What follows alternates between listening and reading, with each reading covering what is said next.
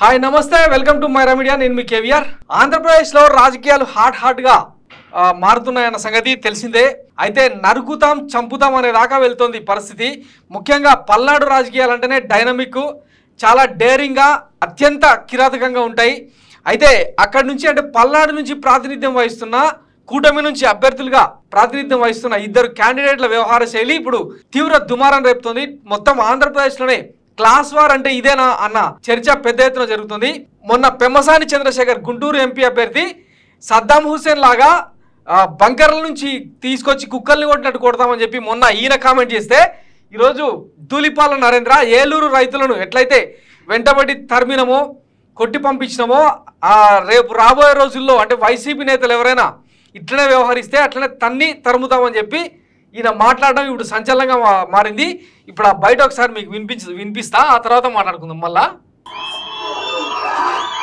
మొన్న చూసారు ఆ సహనం నశిస్తే ఏలూరు నుంచి వచ్చిన వాళ్ళకి ఏమైందో చూశారు కానీ మీరు మా డైరీ ముందు నుంచొని తొడలు కట్టిన పాత్రలను తిప్పిన పళ్ళు తిప్పిన ఎందుకు ఊరుకున్నాము అంటే మీరు ఈ ఊరు వాళ్ళు కాబట్టి ఊరుకున్నాం అది మా చేతగానితనం మీరు అనుకుంటే ఏలూరు వాళ్ళని ఎలా తల్లి తరిమేశామో మిమ్మల్ని కూడా అదే పరిస్థితి మీకు వస్తుందని గుర్తుపెట్టుకోండి మేము సహనంతో ఉండేవాళ్ళం మా సహనాన్ని చేతగాని తనం ఉంటే మీరు తిప్పే బైకులు కాదు మీరు తిప్పే ట్రాక్టర్లు కాదు అన్ని తలకింతం చేసే శక్తి మాకుందని గుర్తుపెట్టుకోండి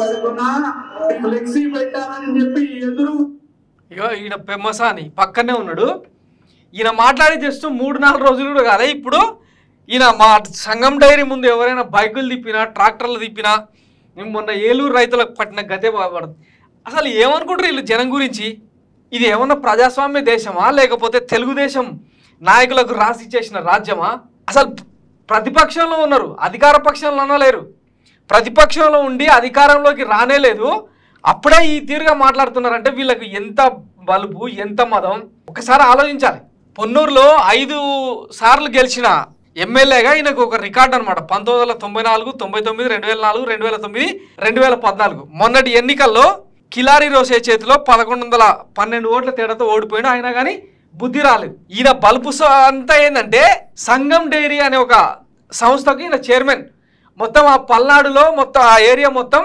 ఈయనకే అందరు పాలు పోస్తారు రైతులు ఇక దాని ద్వారా వేల కోట్ల రూపాయలు సంపాదించిండు ఆ మదం ఆ బలుపుతోనే మాట్లాడుతుంటాడని అక్కడ స్థానికంగా వినిపిస్తున్న మాట గతంలో ఇదే ఏలూరు రైతులు ఈయన బోనస్లు ఇస్తామని చెప్పి ఇవ్వలేదని ఎగ్గొట్టి ఇంచుమించు 30-40 లక్షల రూపాయలు బాకీ పడితే పోయి అదే సంఘం డైరీ దగ్గరికి పోయి అడగడానికి పోతే వాళ్ళ గుండాల దగ్గర కొట్టి పంపించారు ఆ విజువల్స్ ఒకసారి చూడండి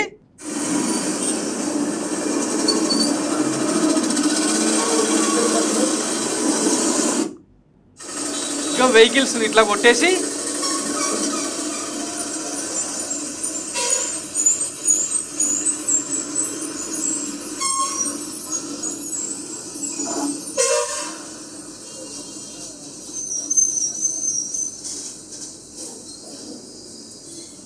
ఆయన చెప్పిన ఏలూరు రైతులను ఎండ తరిమి కొట్టాం అన్నది ఇదే ఈ సీనే ఒకసారి ఆ బాధితుడు ఏం మాట్లాడుతుండో వినండి జిల్లా లింగపాలెం మండలం రంగాపురం గ్రామవాసి నా పేరు ముస్నూరి రాము ద్వారకామయ్యి డైరీ ఫామ్ 2021లో 300 గేదెలతో 10 కోట్ల రూపాయల విలువతో దీన్ని స్టార్ట్ చేసినటువంటి డైరీ ఫామ్ అప్పటి నుంచి సంఘం డైరీని నమ్మి దాన్ని పాల్గొయడం జరిగింది సంఘం డైరీ వారు లీటర్కి 80 రూపాయలు డబ్బులు అలాగే బోనస్ గా 14 రూపాయలు 114 రూపాయలు బోనస్ ఇస్తారనడంతో అన్నిటికన్నా బాగుంది ఈ డైరీ ఫామ్ ఈ డైరీకి పోస్తే మంచి డబ్బులు వస్తాయనే ఉద్దేశంతో పోస్తే 20 నెలల నుంచి మాకు డబ్బులు ఇవ్వడం లేదు బోనస్ డబ్బులు సుమారుగా నాకు 25 నుంచి 30 లక్షల రూపాయలు డబ్బులు రావాలి దాని మీద నేను ఎన్నిసార్లు యాజమాన్యాన్ని అడిగినప్పటికి కూడా నాకు స్పందించలేదు ఒకసారి జిఎం కొల్లి ప్రసాద్ ఇక్కడికి వచ్చాడు వచ్చి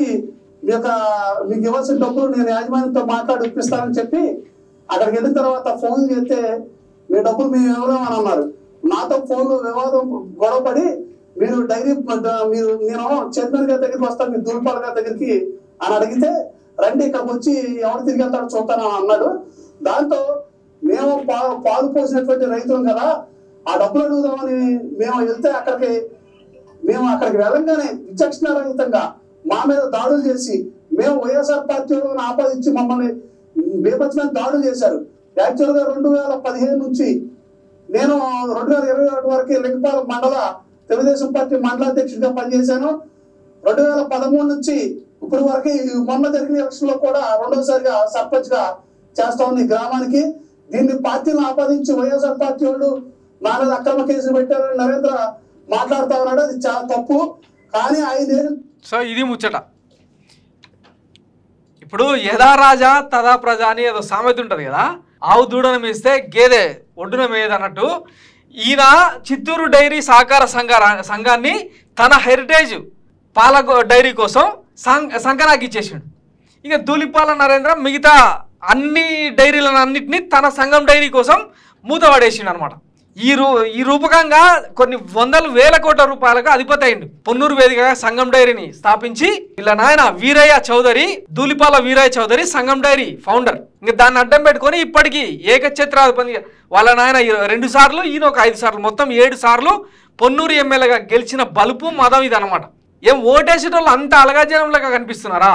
మీ చేత తన్నులు తినడానికి, మీతోన తిట్ల తినడానికి ఓటేస్తున్నారా? ఓటేయాలనా? అసలు ఇంత జరుగుతున్న ఇంత బాజాప్త ఇప్పుడు మీకు వినిపించిన కదా, తిరిగి వెళ్తారా ఇవన్నీ మాట్లాడుతున్నారు కదా, మరి ఎన్నికల సంఘం గడ్డి వీక్తున్నదా? మొన్న ఇదే పెమ్మసాని ఏం మాట్లాడి ఒకసారి వినండి. వారు ఈ రోజు మిమ్మల్ని అసహించుకుని ఒక సద్దాం హుస్సేన్ లాగా బిహేవ్ చేస్తా ఉన్నారు. మీరు కేవలం 5-10 సంవత్సరాలు మీకోసం పాటుపడినటువంటి కార్యకర్తలని, నాయకులని మీరు విస్మరించి వారు ఈ రోజు మిమ్మల్ని అసహించుకొని మీకు దూరం జరుగుతూ ఉంటే వారిని మీరు భయపెట్టాలని చూస్తా ఉన్నారు. ఒకటే చెప్తున్నా, సద్దాం హుస్సేన్ కూడా ఇలానే విర్రవీగాడు తన టైము బాగున్నన్ని రోజులు. తర్వాత బంకర్ లో ఉన్నా కూడా తీసుకొచ్చి కుక్కని కొట్టినట్టు కొట్టి చంపారు అని తెలియజేసుకుంటా ఉన్నా. రాజకీయాలు చేస్తున్నప్పుడు రాజకీయాల గురించే మాట్లాడాలి. ఒక నియంత గురించి బంకర్ల నుంచి తీసుకొచ్చి కుక్కను కొట్టినట్టు కొట్టి చంపారు. ఇది ఎక్కడి పద ప్రయోగం? ఏంది కథ? అసలు ఆంధ్రప్రదేశ్ రాజకీయాలు ఏమవుతున్నాయి? వీళ్ళేమో జనాలకు మేలు చేసే, పెన్షనర్లకు డబ్బులు ఇచ్చే, ఇంటింటికి బియ్యం పంచే వాలంటీర్ల మీద ఇదే చంద్రబాబు కంప్లైంట్ చేస్తాడు. మళ్ళీ ఇదే చంద్రబాబు పోయి మాకు డ్యామేజ్ అవుతుంది మొత్తం గ్రౌండ్ లెవెల్లో, దయచేసి ఏదో ఒక చర్యలు తీసుకోండి అని చీఫ్ సెక్రటరీని కలుస్తారు. వాలంటీర్ వ్యవస్థను కొనసాగించినా మాకు ఇబ్బంది లేదు, కానీ పెన్షను, రేషన్ బియ్యం టైంకి వచ్చేలాగా చూడమని వీళ్ళ పార్టీ చెప్తుంది. అసలు ఒక విధానము, ఒక లక్షణము, ఒక బాధ్యత ఏమైనా ఉందా ఈ తెలుగుదేశం పార్టీ నాయకులకు, ఈ పార్టీకి? ఒకసారి ఆలోచించాలి. అసలు ఏం చేస్తున్నారు వీళ్ళు? ప్రతిపక్షంలో ఉంటేనే ఇంత ఆగమాగం అవుతుంటే రేపు అధికారంలోకి వస్తే, ఇప్పుడు ధూళిపాల నరేంద్ర మాట్లాడుతుండు కదా, ఎట్లా పోతారో చూస్తాం బయటికి. మొన్న చూశారు మా సహనం నశిస్తే ఏలూరు నుంచి వచ్చిన వాళ్ళకి ఏమైందో చూశారు. కానీ ఏలూరు నుంచి వచ్చిన వాళ్ళకి ఏమైందో చూసిరు అని అంటుండు. అంటే రేపు ఓటేసే జనాలకు గెలిస్తే ఎవరైనా ప్రశ్నిస్తే ఇట్లనే దాడులు చేస్తామని చెప్తున్నారా?